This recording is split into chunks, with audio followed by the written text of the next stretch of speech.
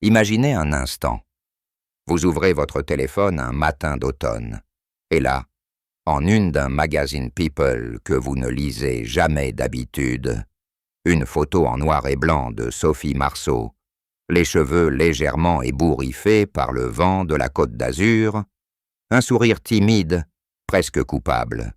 Et ce titre qui claque comme un coup de tonnerre dans un ciel sans nuages. Mariée à 59 ans. Et je n'ai jamais été aussi heureuse. Votre cœur fait un bond. Sophie Marceau, la femme qui a toujours fui les chaînes du mariage, celle qui répétait à longueur d'interview qu'elle ne croyait plus à l'engagement officiel, celle qui a élevé seule ses 2 enfants après des amours aussi passionnés que destructeurs. Sophie Marceau serait mariée, en secret. Depuis quand? Avec qui? Et surtout, pourquoi maintenant, à 59 ans, alors qu'elle avait juré qu'on ne l'y reprendrait plus? C'est cette question, lancinante, qui va nous hanter pendant les prochaines heures de lecture. Pourquoi maintenant? Pourquoi elle? Pourquoi ce silence si long et cette révélation si brutale, presque violente? Accrochez-vous, car ce que vous allez découvrir dépasse tout ce que vous aviez imaginé sur l'icône française la plus mystérieuse de sa génération. Le titre, d'abord. Kết hôn ở tuổi 59. Sophie Marceau. Cuối cùng cũng thú nhận về cuộc hôn nhân của mình với bạn đời. En français, cela donne quelque chose comme mariée à 59 ans. Sophie Marceau finit par avouer la vérité sur son mariage. 12 mots. 12 mots seulement, mais une bombe atomique. Pourquoi ce titre fonctionne-t-il si bien qu'il a été repris par tous les sites People du monde en moins de 10 minutes? Parce qu'il contient tous les ingrédients du scandale parfait. D'abord l'âge, 59 ans. Un âge où, dans l'imaginaire collectif, les femmes célèbres sont soit célibataires endurcies, soit remariées depuis 20 ans avec un producteur richissime, soit en guerre ouverte avec leur ex devant les tribunaux. Jamais, au grand jamais, on imagine Sophie Marceau, la rebelle éternelle, passer devant Monsieur le maire à l'aube de ses 60 ans. Ensuite, le mot « quacung », enfin. Ce mot-là est une arme. Il sous-entend qu'on attendait cela depuis des années. Que Sophie nous devait cette vérité, qu'elle nous l'avait volée pendant tout ce temps. Il crée une dette émotionnelle.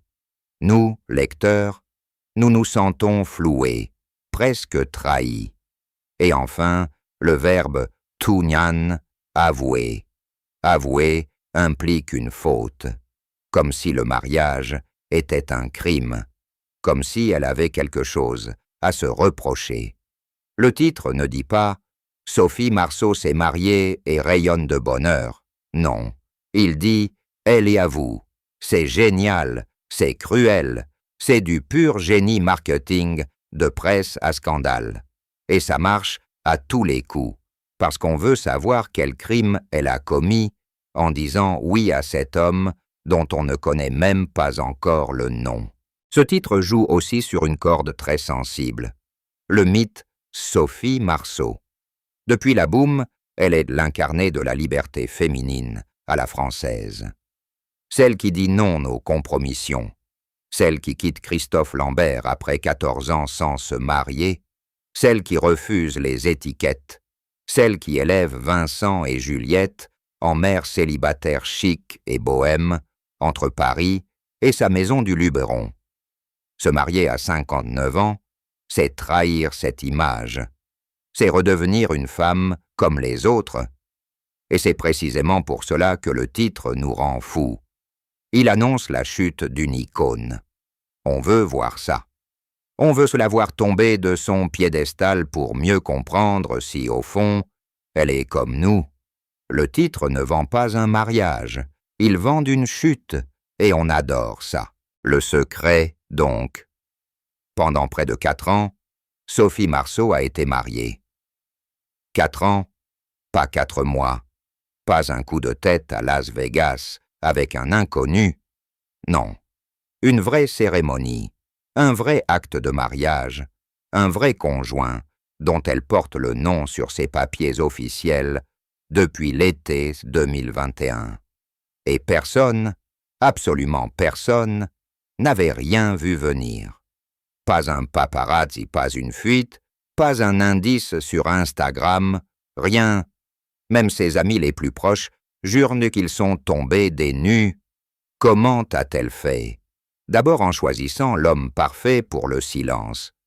Un homme qui n'a rien à voir avec le milieu du cinéma, un homme discret, presque s'effacer, un homme qui déteste la lumière autant qu'elle a appris à la fuir ces dernières années.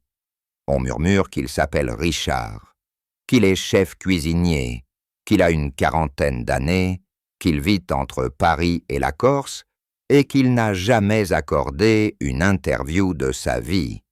Un fantôme médiatique, le mari idéal pour une star qui veut disparaître. Mais le vrai secret, ce n'est pas l'homme, c'est le lieu.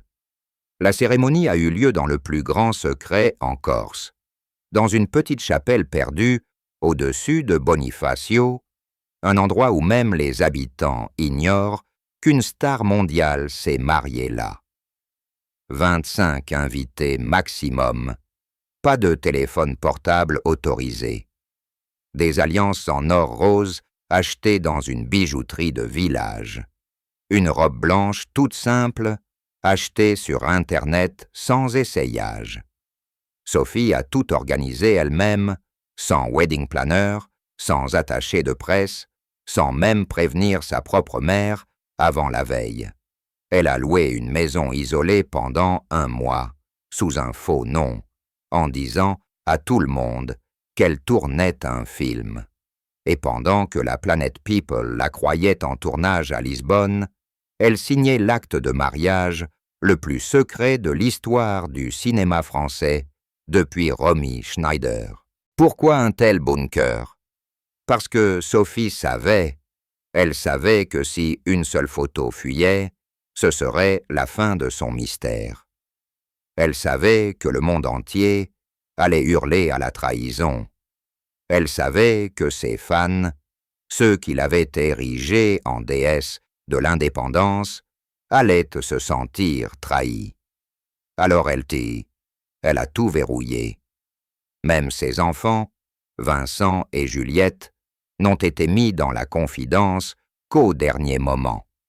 Juliette, en pleurs, aurait dit « Maman, tu te maries vraiment, mais tu avais juré jamais. » Et Sophie aurait répondu, les larmes aux yeux, « Justement, c'est parce que j'avais juré jamais que je devais le faire en secret. » Mais pourquoi maintenant? Pourquoi, après 4 ans de silence absolu, décider de tout balancer dans une interview vérité accordée à un magazine People? La réponse est simple et déchirante. Parce qu'elle n'en peut plus de mentir.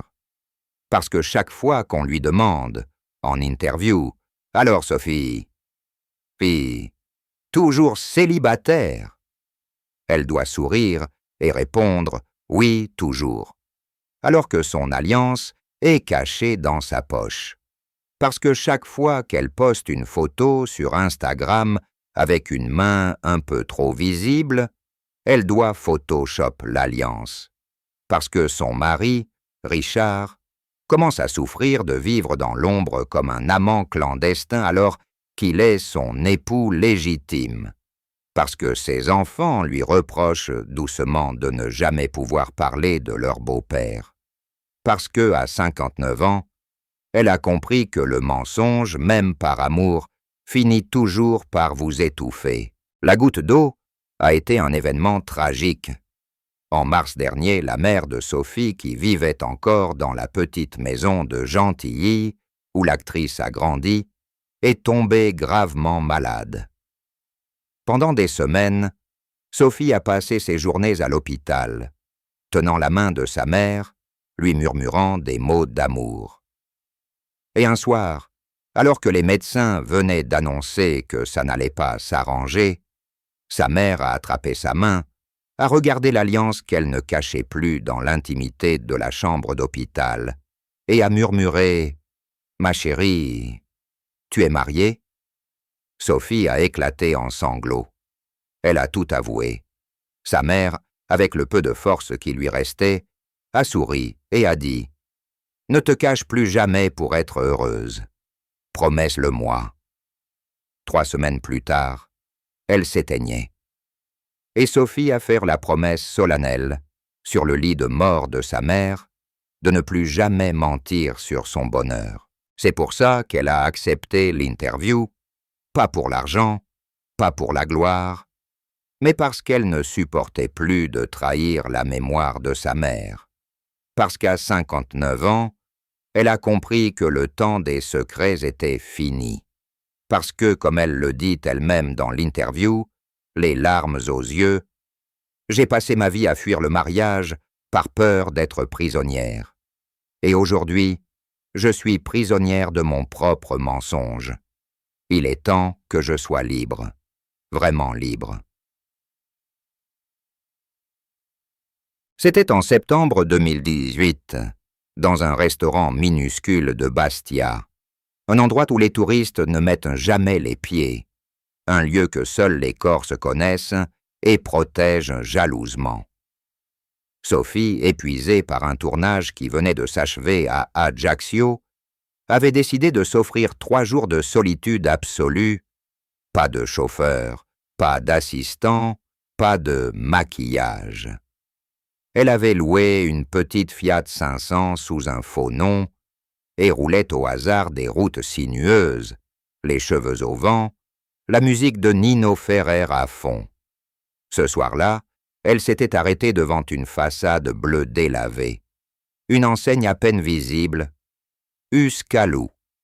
À l'intérieur, une dizaine de tables, des nappes à carreaux rouges, des bouteilles de myrte sur chaque table, et, derrière le comptoir, un homme de 42 ans, aux mains couvertes de farine, qui préparait lui-même les desserts. Il s'appelait Richard Della Negra. Il ne l'avait pas reconnu, pas tout de suite. Sophie s'était assise au fond de la salle, capuche rabattue, lunettes noires même à l'intérieur. Elle avait commandé un verre de vin rouge et, sans réfléchir, un œuf poché sur toast de pain corse. Richard était sorti de sa cuisine pour apporter lui-même le plat, parce que sa serveuse était en pause cigarette. Il avait posé l'assiette devant elle et avait dit simplement « Attention, c'est très chaud ». Sophie avait levé les yeux. Leurs regards s'étaient croisés. Et là, quelque chose s'était passé. Pas un coup de foudre hollywoodien avec musique dramatique. Non. Quelque chose de plus lent, de plus profond, de presque douloureux. Elle avait vu dans ses yeux une forme de paix qu'elle n'avait jamais connue. Lui avait vu, derrière les lunettes noires, une femme qui semblait porter le poids du monde sur ses épaules fragiles. Il n'avait rien dit de plus. Il était reparti en cuisine. Mais quand elle avait demandé l'addition, il avait glissé sous l'assiette une petite carte écrite à la main. « Si un jour vous avez besoin de silence, je connais un endroit où même les mouettes se taisent. Richard. » Elle n'avait pas appelé tout de suite. Elle était rentrée à Paris, avait repris sa vie de star, les interviews, les tapis rouges, les sourires forcés. Mais chaque nuit, elle repensait à cet œuf poché parfait, à cette main couverte de farine, à cette phrase écrite au stylo bleu. 3 mois plus tard, en décembre, elle avait composé le numéro. Il avait répondu à la première sonnerie. Elle n'avait rien dit pendant 10 secondes. Lui non plus. Et puis elle avait murmuré « J'ai besoin de silence ». Il avait répondu « Je ferme le restaurant pour Noël. Viens, Je essayé comme m'étonne Dieu aussi. Elle était venue. Seule. En avion jusqu'à Figari, puis en voiture de location jusqu'à un petit village perché au-dessus de Porto Vecchio. Il l'attendait sur le seuil d'une maison en pierre, entourée d'oliviers centenaires. Pas de personnel, pas de voisins, à moins de 3 kilomètres. Pendant une semaine, ils n'avaient presque pas parlé. Ils faisaient du pain ensemble à l'aube. Ils marchaient dans les maquis jusqu'à épuisement. Ils regardaient le soleil se coucher sur la mer sans dire un mot. Le soir, ils cuisinaient des plats simples, des pâtes à l'ail et à l'huile d'olive, des légumes grillés, du fromage de brebis. Elle lavait la vaisselle. Il essuyait. Un soir, alors qu'elle pleurait sans raison en épluchant des oignons, il avait pris son visage entre ses mains et l'avait embrassée. Pas comme dans les films, pas de feu d'artifice, juste une certitude. La certitude que pour la première fois de sa vie, elle n'avait pas besoin de jouer un rôle. Leur histoire a duré 2 ans et demi dans l'ombre la plus totale. Il refusait de venir à Paris. Elle refusait de le faire entrer dans son monde. Ils se voyaient en Corse, parfois à Lisbonne, parfois dans un petit hôtel de Naples où personne ne parlait français. Ils ne se disaient jamais « je t'aime ». Ils n'en avaient pas besoin. Elle y avait 55 ans, lui 44, 15 ans d'écart. Elle avait 2 enfants plus âgés que lui presque.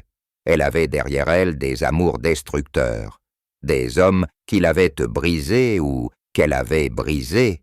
Lui n'avait jamais été marié, n'avait pas d'enfants, vivait pour sa cuisine et pour la mer. Il n'aurait jamais dû fonctionner.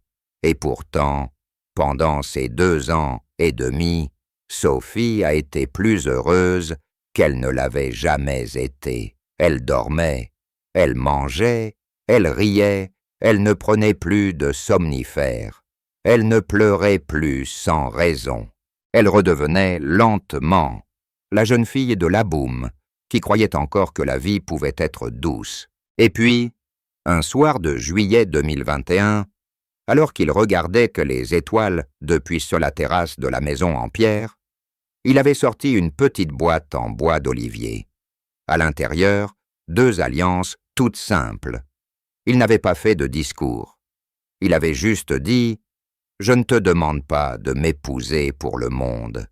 Je te demande de m'épouser pour nous. » Elle avait pleuré pendant 1 heure. Et puis elle avait dit oui. Le lendemain, ils étaient allés voir le maire d'un petit village dont personne ne connaît le nom. 20 minutes, 3 témoins choisis au hasard dans la rue. Une signature, un baiser. Et c'était tout. Pourquoi n'avoir rien dit? Pourquoi avoir caché pendant 4 ans l'événement le plus important de sa vie? Parce que Sophie Marceau n'est pas seulement une actrice. Elle est un mythe.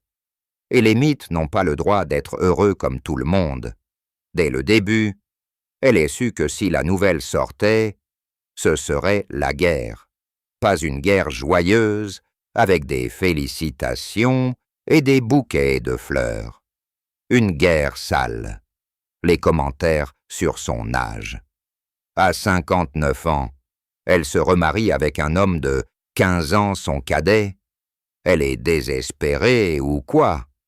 Les commentaires sur lui. Un cuisinier corse? Elle a craqué pour un petit jeune qui veut sa fortune. Les commentaires sur ses enfants. Vincent et Juliette doivent être furieux que leur mère officialise avec un homme qui pourrait être leur frère. Et surtout les commentaires sur elle-même. Sophie Marceau qui jurait ne jamais se remarier, elle a craqué comme toutes les autres. L'icône féministe est morte. Elle avait vu ce qui était arrivé à d'autres. Elle avait vu Vanessa Paradis traquer après son mariage secret.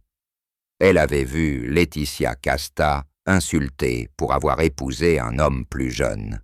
Elle savait que la presse française ne pardonne pas aux femmes de vieillir autrement qu'en célibataire chic ou en mamise glamour. Elle savait que si elle annonçait son mariage, on ne parlerait plus jamais de ses films, de son talent, de sa carrière. On ne parlerait plus que de son âge, de son corps, de son retour. Retour de flamme désespéré. Alors elle a choisi le silence. Un silence de plomb. Un silence qui, au début, était doux. Un silence qui protégeait leur bulle. Et puis, petit à petit, un silence qui est devenu une prison. Richard souffrait. Il ne disait rien, mais elle le voyait. Quand ils sortaient ensemble à Paris, il devait marcher 10 mètres derrière elle pour ne pas être photographié. Quand ils allaient au marché en Corse, elle portait une casquette et des lunettes noires, même en hiver. Quand ses amis lui demandaient pourquoi il ne postait jamais de photos de couple, il répondait qu'il était discret. Mais la vérité, c'est qu'il avait l'impression d'être un secret honteux. Un jour, il a craqué. Ils étaient dans la maison de Corse. Elle venait de refuser qu'il l'accompagne au festival de Cannes sous prétexte que ça ferait trop de questions. Il a jeté une assiette par terre et il a crié « Je ne suis pas ton amant, Sophie. Je suis ton mari. J'ai le droit de marcher à côté de toi sans me cacher comme un criminel. » Elle a pleuré toute la nuit, mais elle n'a pas cédé. Pas encore. Les enfants, eux aussi, souffraient en silence. Juliette, surtout. Elle adorait Richard. Elle l'appelait « papa » en privé. Mais à l'extérieur, elle devait faire comme s'il n'existait pas. Un jour, à un dîner de famille, un cousin a demandé à Juliette « Et ta mère, toujours célibataire ?» Juliette a regardé Sophie, a vu la panique dans ses yeux et a répondu « Oui, toujours ». Sophie a quitté la table en prétextant un malaise. Dans la cuisine, elle a vomi. Juliette l'a rejointe et lui a dit, les larmes aux yeux, « Maman, arrête, tu nous fais du mal à tous. » Et puis il y avait les petits détails du quotidien qui devenaient insupportables. Ne pas pouvoir porter son alliance en public. Devoir enlever la photo de mariage encadrée dans le salon quand des amis venaient dîner. Mentir à sa propre agente quand elle demandait pourquoi elle refusait certains rôles à l'étranger pour raisons personnelles. Ne pas pouvoir dire « mon mari » dans une interview sans risquer de tout faire exploser. Ne pas pouvoir fêter leurs anniversaires de mariage autrement qu'en tête-à-tête dans la maison corse. Tout ça pendant 4 ans. 4 ans de mensonges minuscules qui finissent par peser des tonnes. Le 12 octobre 2025, à 8h47 précise, le magazine Voilà a mis en ligne l'interview. 24 pages. Des photos exclusives prises dans la maison corse. Sophie en jean et chemise blanche. Richard à ses côtés, la main sur son épaule, l'alliance bien visible. Le titre en lettres géantes, « Oui, je suis marié, et je n'ai plus peur ». En moins de 2 heures, le site a craché. X a explosé. Instagram a planté. Les chaînes d'information en continu ont interrompu leur programme. En France, c'était comme si on venait d'annoncer la mort d'un président ou la victoire des Bleus à la Coupe du Monde. Les réactions ont été exactement celles que Sophie avait prévues. Et pire, les réseaux sociaux se sont divisés en 3 camps. Le premier, les haineux, des milliers de commentaires abominables. Gold digger inversé. Cougar pathétique. Elle a payé un gigolo pour se sentir jeune. À son âge, on assume la ménopause, pas un mariage. Des montages photos ignobles où on la vieillissait encore plus, où on mettait sur la tête de Richard, sur des corps de stripteaseurs. Des comptes anonymes qui publiaient l'adresse du restaurant en Corse, en appelant au boycott. Le deuxième camp, les déçus, ceux qui pleuraient la trahison. Sophie était notre dernier bastion de liberté féminine. Elle nous a menti pendant des années. L'icône est morte. Des articles entiers écrits par des féministes radicales expliquant que le mariage, même à 59 ans, reste une aliénation patriarcale. Le troisième camp, plus discret mais réel, ceux qui étaient heureux pour elle. Des messages privés par milliers, des femmes de 50, 60, 70 ans qui écrivaient « Merci, grâce à vous, je me sens moins seule ». Dans les 48 heures qui ont suivi, Sophie a reçu des menaces de mort.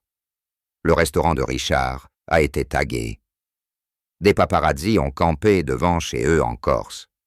Elle a dû engager des gardes du corps pour la première fois de sa vie. Elle a pleuré. Beaucoup.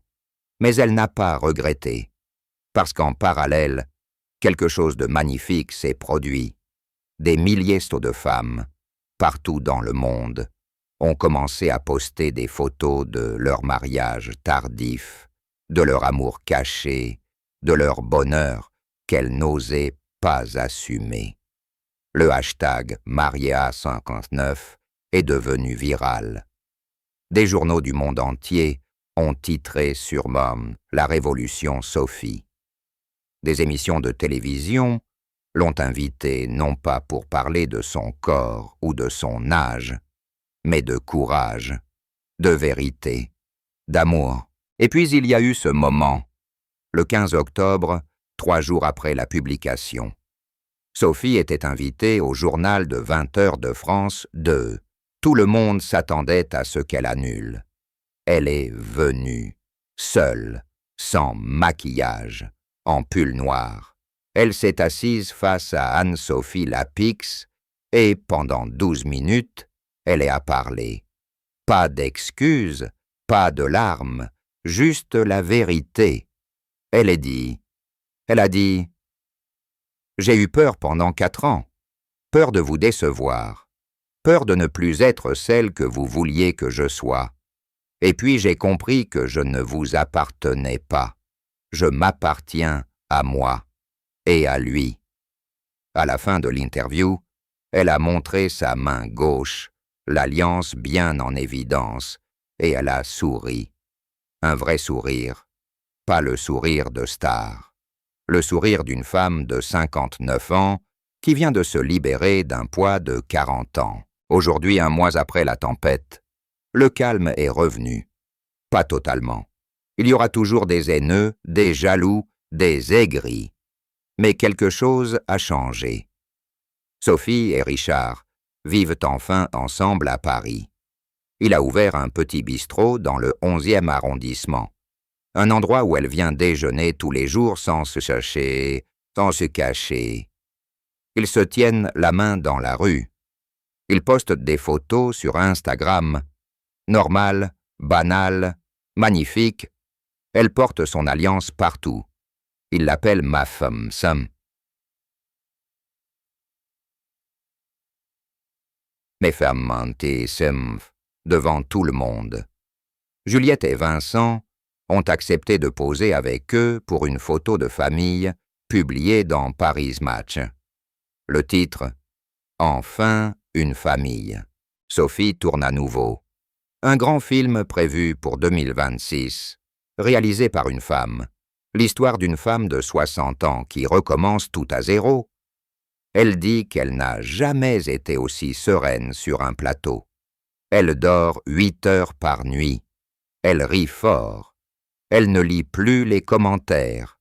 Elle a compris que le bonheur, ce n'est pas plaire à tout le monde.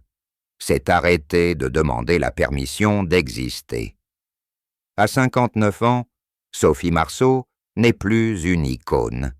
Elle est une femme mariée, une femme amoureuse, une femme libre.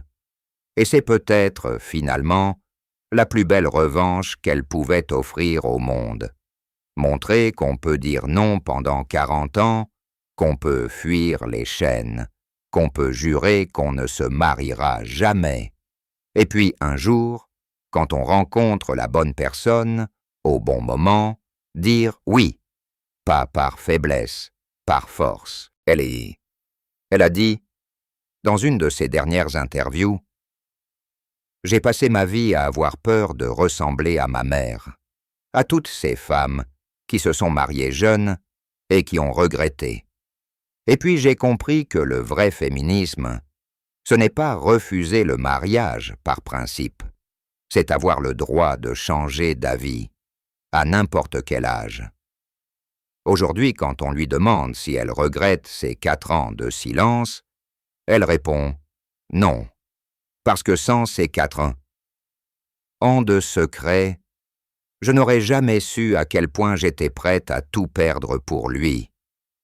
Et c'est ça, l'amour. » Et quelque part, dans une petite maison en pierre au-dessus de Porto Vecchio, il y a encore 2 alliances en or rose posées sur une cheminée. Elles ne brillent plus dans l'ombre. Elles brillent en pleine lumière.